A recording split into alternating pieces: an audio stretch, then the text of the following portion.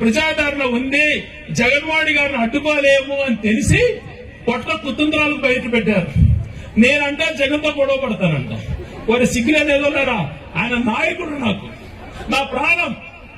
జగన్మోహన్ రెడ్డి గారు బయటికి పొమ్మని తోసిన ఆ పార్టీలోనే బతికేటువంటి సైనికులం.